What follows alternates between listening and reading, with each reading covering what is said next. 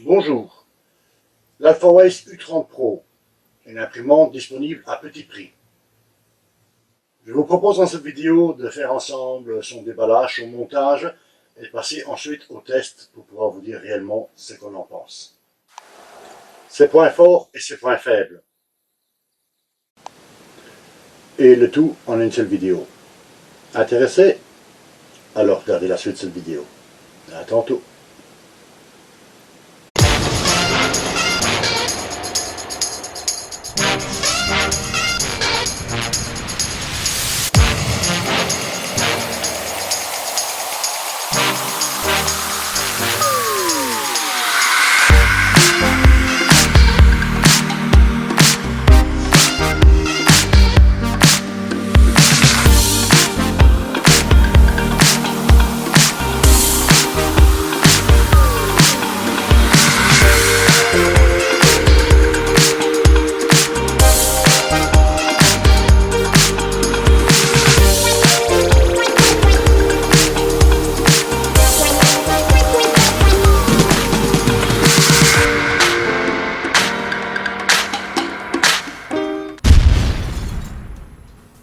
Bien, procédons à l'inspection visuelle du paquet reçu.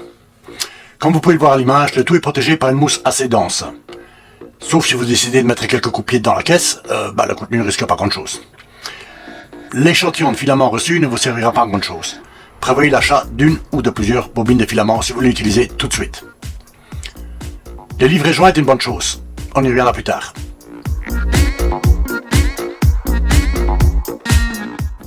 Le plateau chauffant est fourni avec un bulb-tac collé sur une vitre. Encore un bon point. Le montant sans tournalu, classique. L'écran d'affichage, on y reviendra plus tard aussi. Le câble d'alimentation fourni est un câble européen. Mais attention, c'est à vous de le spécifier lors de la commande. Les pièces sont de bonne qualité, tout en métal, ce qui est étonnant à ce prix. Tous les composants à monter sont mis dans des sachets individuels à ouvrir étape par étape. Et toute la visserie est notée sur les sachets pour ne pas vous tromper. Parfait. Les outils pour le montage sont fournis également. Sous ce premier niveau se cache la base, partiellement assemblée déjà.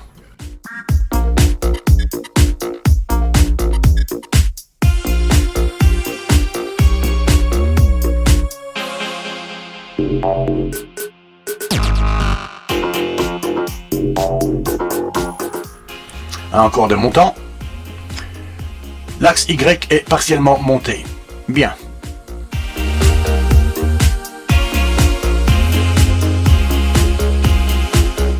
Une petite pièce qui n'a rien à voir avec l'imprimante. Et le moteur pas à pas de l'axe Z qui se cache au fond du colis et il refuse de sortir de son compartiment. Sale bête, viens ici.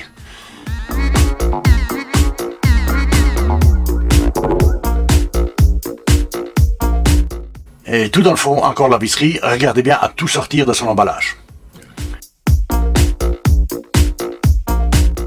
Dernière pièce, le support de bobine. Bon, faisons un peu de place.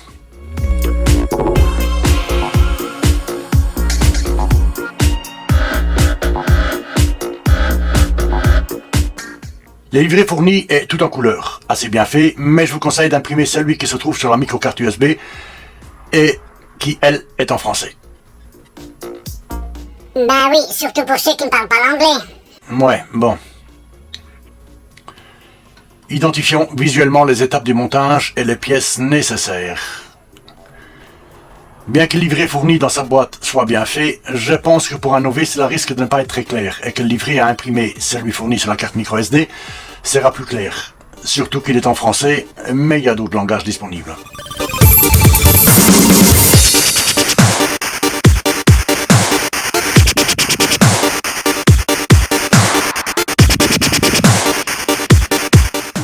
Petite inspection de la base.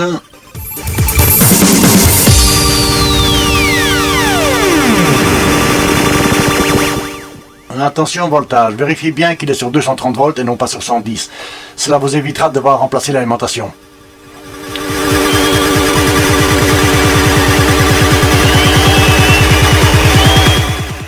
On commence par les deux montants plus larges. Attention, l'un d'eux comporte des trous pour des vis, l'autre pas.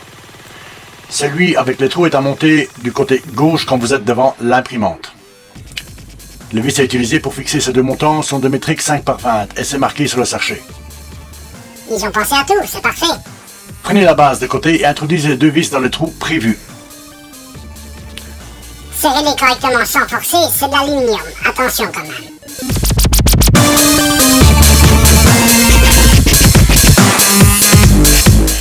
Et tant que vous y êtes, donnez un petit coup sur les vis déjà prémontées pour vous assurer qu'elles sont suffisamment vissées, ce qui n'était pas mon cas. Ôtez tout résidu qui se trouve sur le montant. C'est sur ce dernier que vont se déplacer les galets. On passe au second montant. Serrez également bien, mais sans trop forcer.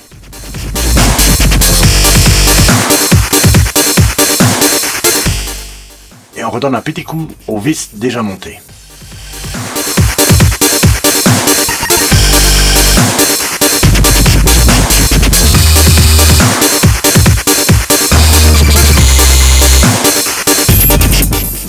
On aura maintenant besoin des vis en métrique 4x16. Prenez le montant qui comporte des trous sur le côté. Les images n'étant pas très claires concernant cette étape, on doit y regarder à deux fois. Mais une fois qu'on aura compris dans quel sens va le ching-boom, ça va tout seul.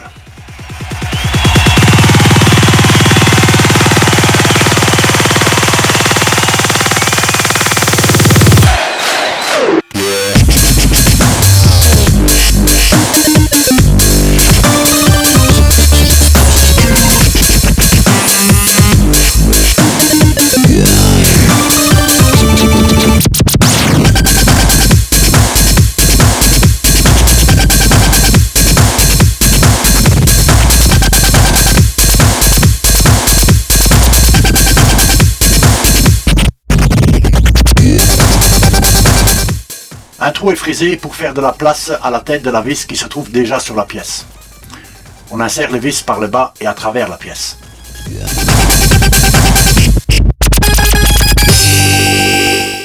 Le trou dans la seconde plaque vous serviront à y passer votre clé et à serrer ainsi les vis.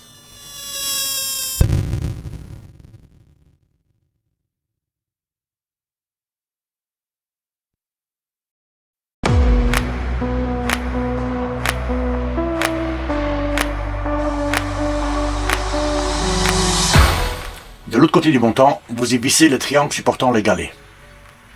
Attention encore une fois, un trou est agrandi pour permettre à la tête de la vis qui se trouve déjà sur ce triangle de s'y loger. Positionnez donc bien votre pièce.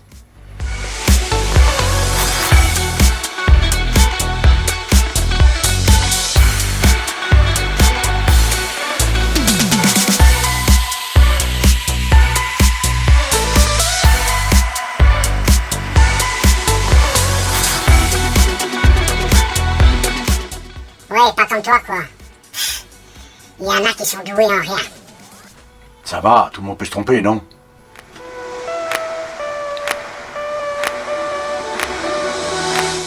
Si le tout force un peu quand vous le mettez en place, c'est normal.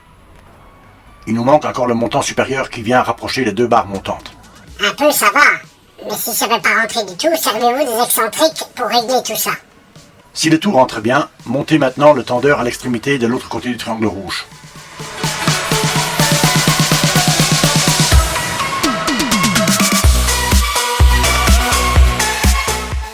Passons à la courroie.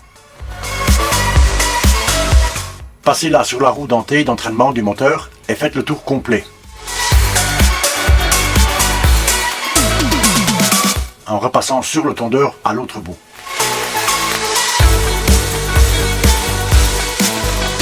Les deux encoches sur le support de la buse servent à y fixer la courroie à l'aide de deux colsons de chaque côté.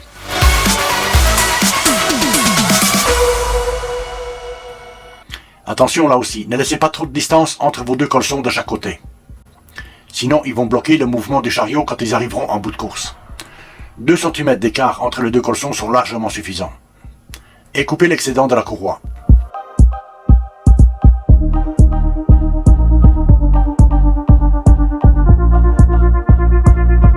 Pour ma part, j'ai mis la courroie de telle manière à ce que le dent de celle-ci entre les unes dans les autres quand on les colsonne. Je trouve ça plus rassurant. Ouais, surtout que tu n'avais pas coupé l'excédent et que tu t'es rendu compte après coup que ça gênait le mouvement en bout de course. Mais ça, tu l'as coupé au montage pour pas qu'on le voie. Quel crâneur, ce mec. Oui, bon, ça va, c'est bon. Voilà donc comment doit être positionnée la courroie. Donc on met les colsons pour tenir la courroie. Oui, on avait compris. Et serrez-les bien surtout. Voilà, vous pourrez remettre le tout en place en faisant passer les faisceaux de fil à l'arrière. Insérez également le tube guide filament dans son emplacement.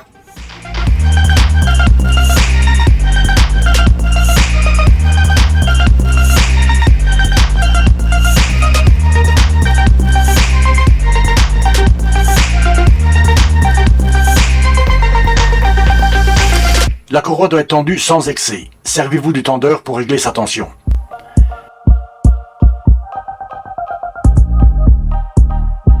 Vérifiez que le chariot bouge sans trop de contraintes.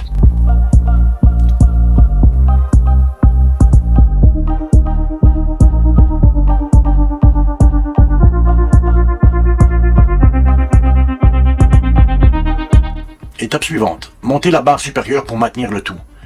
4 vis métriques 5 par 20 vous seront nécessaires pour ce faire. Mais qu'est-ce qui cause bien? Tu t'es entraîné toute la nuit pour causer aussi bien?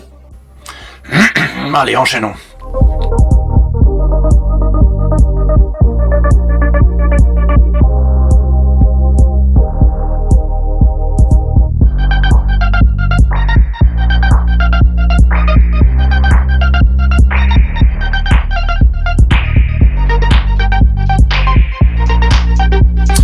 Placez le moteur pour l'axe X et fixez-le à sa place avec 2 vis de métrique 4 par 16.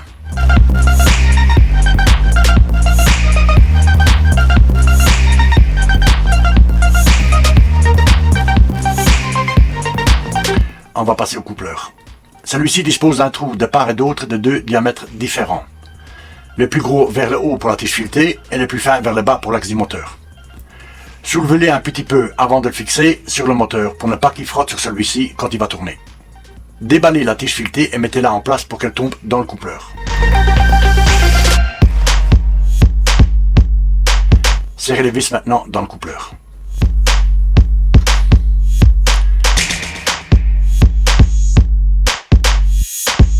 Si le tout est bien placé, serrez un peu les vis du guide de la vis sans fin sur le chariot. Placez le fin de course sur le côté du moteur. On réglera par la suite sa position. Déballez le plateau chauffant avec sa vitre. Déclipsez les 4 attaches qui maintiennent la vitre et mettez-la de côté.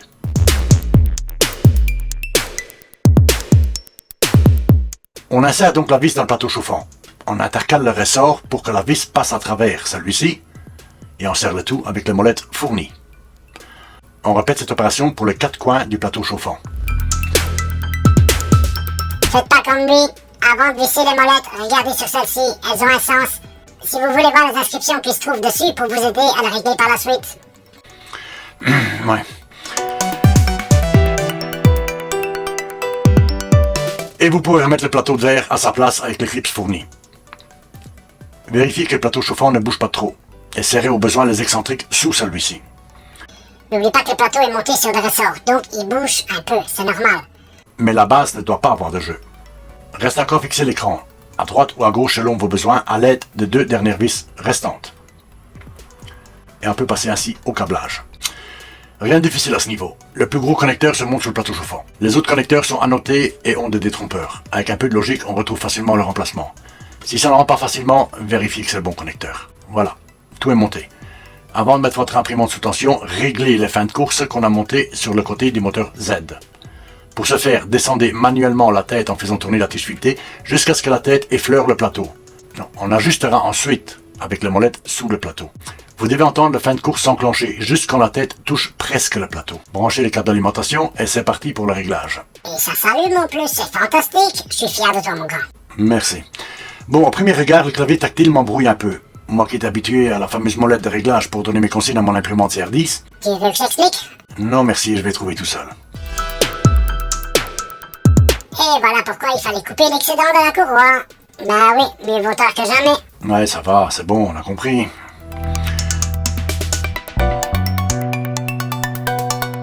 Voilà, c'est fait, plus de problème. On passe donc au réglage. On place une feuille de papier sous un coin et on appuie sur l'écran sur le coin correspondant. La tête va se déplacer pour se positionner. Réglez avec la molette sous le plateau chauffant de telle manière à ce que la buse racle sur la feuille. Quand vous essayez de la bouger, la feuille ne doit pas bouger trop facilement. Mais pas non plus rester coincé sur la buse. Répétez cette opération pour les 4 coins et ceci 2 fois de suite pour avoir un alignement parfait. Et le centre alors? En alignant les 4 coins, le centre est forcément bien réglé. C'est logique. Donc tu n'as réglé que les 4 coins alors? Oui, c'est ça. Et ça fonctionne sans problème. Voilà.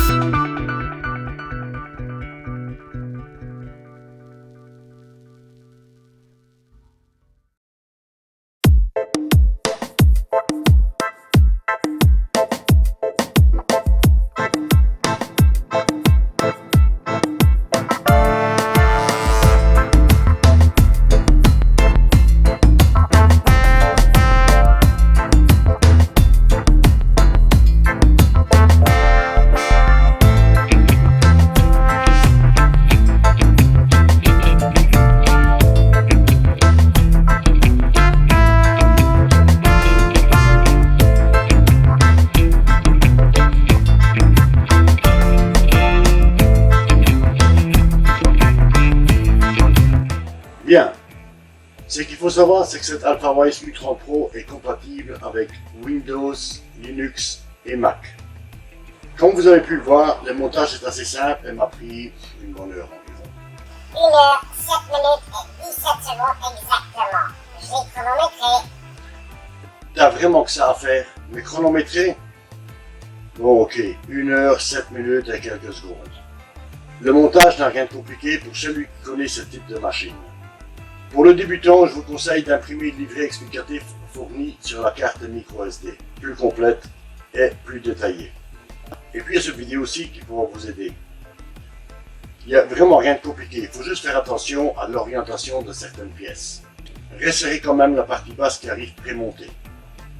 Bien, passons à ce point négatif.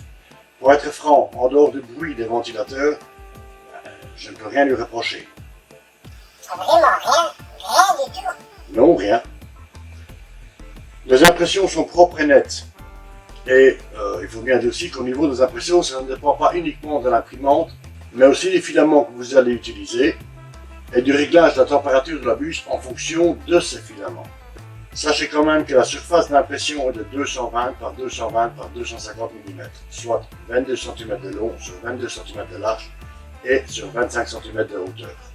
C'est plus petit que ma CR10, mais cela reste très correct. Et je dirais même largement suffisant pour la plupart des impressions 3D. Soyons honnêtes, il est rare d'imprimer des pièces géantes pour le particulier. Soit. Donc pour un usage privé, c'est largement suffisant. Elle dispose d'une détection de fin de filament, ce qui est très pratique je trouve. Oui, tu peux enfin utiliser le restant des bobines de filament qui traînent dans le marron. Exact. Par peur de tomber à court de filament, on n'ose pas utiliser les fonds des bobines. Et on se retrouve avec un tas de bobines entamées. Fini donc ce problème. En cas de fin de bobine, l'AlphaWise U30 Pro stoppe l'impression et vous demande de remettre une bobine en place pour reprendre son impression exactement à l'endroit où elle était. Super ça. Et elle voit pas de raccord. On ne voit strictement rien, à condition bien sûr d'utiliser le même filament. Mais cela permet également de faire des impressions de plusieurs couleurs en coupant le filament à un certain moment lors de l'impression et d'en remettre un d'une couleur différente et de reprendre l'impression. Elle dispose également d'une fonction de reprise d'impression en cas de coupure de courant. Personnellement, ça m'est déjà arrivé de lancer une impression en fin de journée, quitter le garage et le lendemain, quand on revient, on constate que l'impression s'est arrêtée pendant la nuit à cause d'une coupure de courant. Et bien sûr, ça arrive toujours quand l'impression est presque terminée. C'est la loi de la vexation. Oui, si tu veux. Enfin, là aussi, ce problème est résolu. En cas de panne de courant, l'imprimante te demande si tu veux reprendre l'impression là où elle s'est arrêtée, tout simplement. Génial, c'est une option ça que tu as rajoutée. Non, pas du tout. Ce sont des fonctionnalités de base. L'imprimante arrive telle qu'elle et vous pouvez l'utiliser tout de suite. Alors, pour ce que j'ai pu constater, la montée en température du plateau chauffant est assez rapide. En un peu plus de 3 minutes, il est monté de 26 degrés température ambiante à 60 degrés. Et pour ce qui est de l'adhérence des pièces sur le plateau, c'est tout simplement parfait. À chaud, impossible d'ôter la pièce. On est obligé d'attendre qu'elle refroidisse, et même une fois refroidie, le plateau adhère encore très bien. Donc il faut forcer un petit peu pour ôter la pièce. Mais bon, c'est exactement ce qu'on lui demande, que la pièce adhère. Oui, mais si ça tient encore fort à froid, c'est pas terrible. Il faut savoir ce qu'on veut. Soit on lui demande d'adhérer pour avoir une bonne impression, soit on veut la décoller facilement. Et là, on risque d'avoir des problèmes d'impression lors des impressions de décollement, quoi. Tu sais, c'est pareil avec le temps, hein. Quand il pleut, on se plaint qu'il fait humide et froid. Et quand il fait chaud, on se plaint qu'il fait trop chaud. Il faut savoir ce qu'on veut dans la vie. Non, je trouve le plateau parfait. Il fait son travail sans devoir mettre de la colle ou du scotch. Ça aussi, c'est une bonne chose. Les impressions sont belles, même s'il y a une petite peau de saumon. Mais bon, l'installation de 3 TL Smoothers ne coûte 3 fois rien. Donc, on va arranger ça. Mais même telle que livrée, telle qu'elle arrive, ces impressions sont belles et précises. Je tiens à le dire. Il y a quand même un petit reproche à lui faire, même un tout petit. Non, en dehors de ventilateurs bruyants, je ne vois vraiment rien que je peux lui reprocher. Surtout au niveau des prix qu'elle est vendue. Bon ben, je vous donne alors mon avis personnel à moi. Bon, les points positifs. Commençons par l'emballage. Les colis est arrivé en bon état, le tout parfaitement emballé et sécurisé. Ensuite, il faut signaler livré fourni en couleur. C'est une bonne chose. Le plateau de verre est recouvert sur une face d'un but de tac.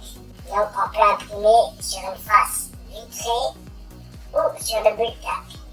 Bien, la machine est toute en métal. Il n'y a que l'entraînement du filament qui est en plastique. La petite pièce de fil en fait.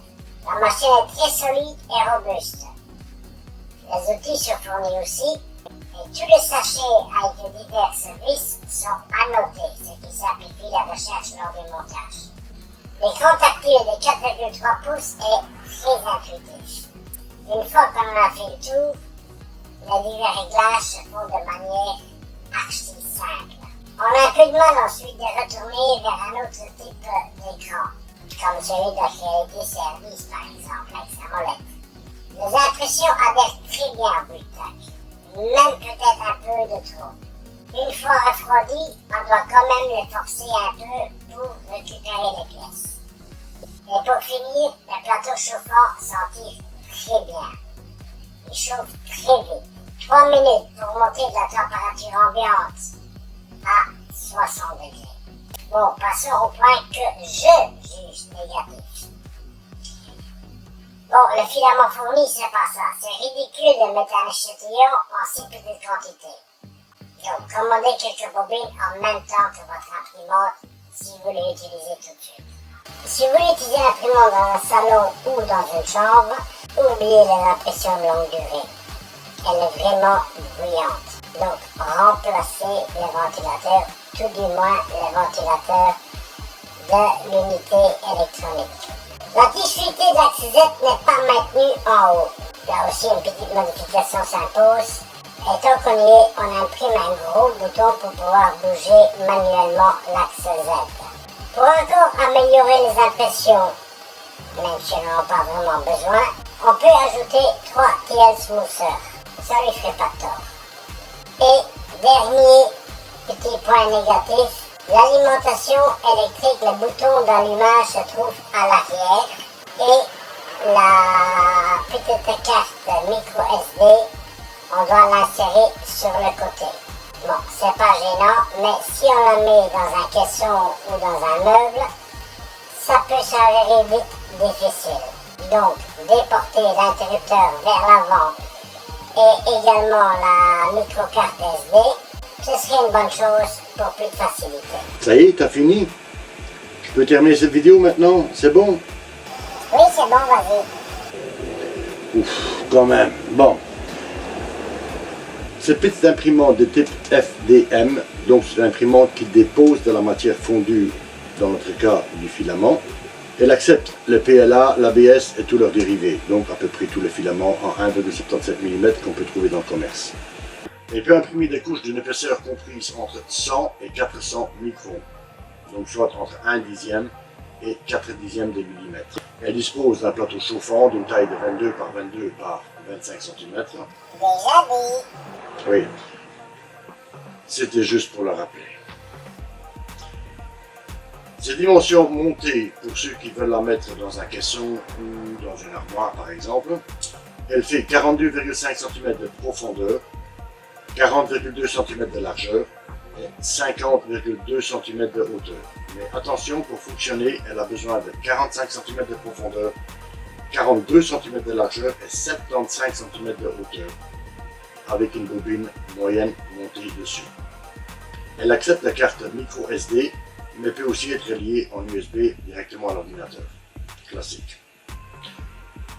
Son écran de 4,3 pouces en couleur est assez contrasté et tactile. Une fois qu'on s'y est habitué, difficile de faire marche arrière et de repasser à l'écran monochrome, comme on a l'habitude de le voir. C'est intuitif et on s'y retrouve très vite dans les différents menus, même s'ils ne sont disponibles qu'en chinois et en anglais. En cherchant un peu sur le net ou même en bidouillant un peu, peut-être qu'on pourrait la mettre en français. À voir. La vitesse maximale de cette imprimante est donnée pour 120 mm par seconde. C'est énorme. Bon, alors pour voir le pourquoi du comment, j'ai relancé l'impression à 120 mm par seconde. Histoire de pouvoir comparer et de pouvoir juger. Et voilà ce que ça donne. En 40 mm par seconde, bon là je suis un peu loin, vous ne le verrez pas, je ferai des photos pour vous montrer bien sûr. Hein. L'impression est vraiment super. Nickel, incroyable.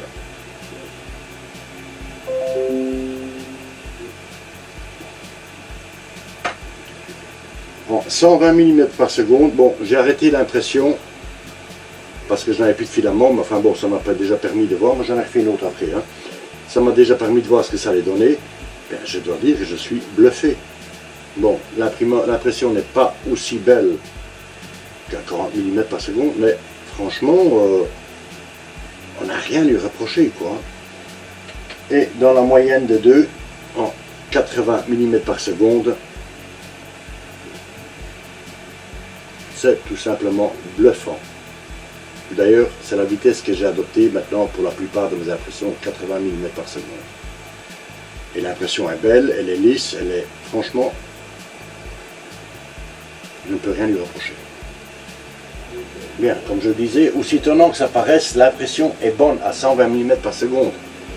Bon, soyons clairs, elle n'est pas aussi parfaite qu'à 40 mm par seconde, la petite vitesse.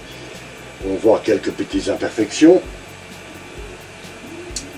Mais pour des prototypes ou des pièces qui n'ont pas vraiment besoin d'énormément de précision, hein, c'est parfait, ça passe.